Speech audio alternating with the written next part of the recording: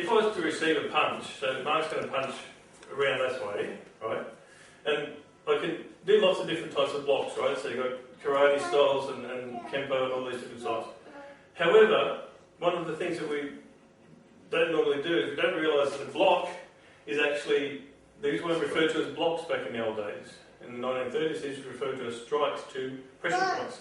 The pressure points are, come on here. Right, the pressure points are inside the elbow, the wrist itself, the muscle group here, so there's a joint between muscle groups, and the muscle group here. So if Mark was to throw a punch at me, I could hit the inside, right? So if it's the other side, I'd use the inner block to strike into the soft part of the joint. What this does is, as the punches come around here, I've stopped it, the arm's still coming. I'm really stretching that out and pushing in. There's a tendon in here that makes the arm go out and in. We're hitting that really, really hard. You've got two arms in doing this technique, so if you do the hit inside there, so I'm hitting you, right? You're going to hit inside my wrist, inside my elbow, inside the elbow. So what happens if you hit the elbow, the arm can still swing. So if you're doing this type of block or attack, if you're attacking the punching arm, then you've got to watch out for that swing around the top. You cover it. So if it swings around, it's only going to touch you anyway. Well, the other way of doing it is, of course, if the punch comes, so you punch me, hit right through, really putting a lot of power into it. So, similarly, with the Bujinkan style ninjutsu, what they do is when a punch comes in, they'll get out of the way of the punch, and then hit the back of the wrist.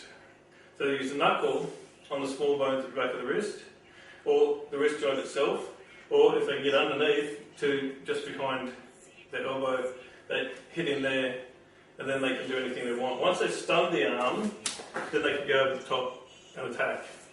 So attacking with a block, the same can be done if you're just standing there and we're say, in a threatening confrontation. If I want to end it quickly by striking first, but I don't really want to punch, I can use one of my favourite techniques, which is the upper block. From here, straight up. Go in close, the arm comes up underneath and up under the chin.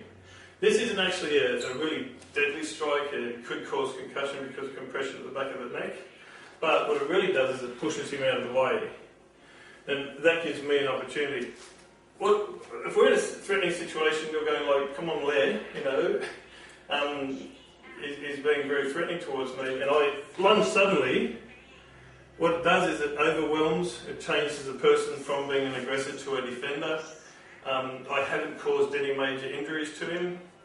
I'm not actually striking at the throat, I'm striking, sliding up the body.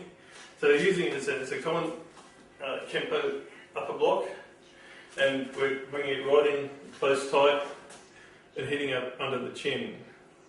And this pushes the opponent out of the way. Now, when people are doing body blows and stuff, and we're going to use the lower block, again, we're using the lower block where we're going to attack the pressure points, like that. Alright? We use to do the opposite way, is a technique that's only used in a few styles. It is to swing that way, to swing outwards. And we're attacking the wrist, not the wrist, the elbow joint, and the wrist itself. So if you go to punch into me from here, back in, you knock it out, flow in, hit the head. Of course, where you hit isn't really important. If you hit in this area, you've got the pressure point, front of the ear, behind the ear, the corner of the jaw, the carotid artery, and the neck muscle itself. If you hit in that direction, you're going to hit something, and it's going to hurt. What we want to do is we want to hurt, scare away the attacker. We want to turn the attacker from being an aggressor to being a defender very quickly.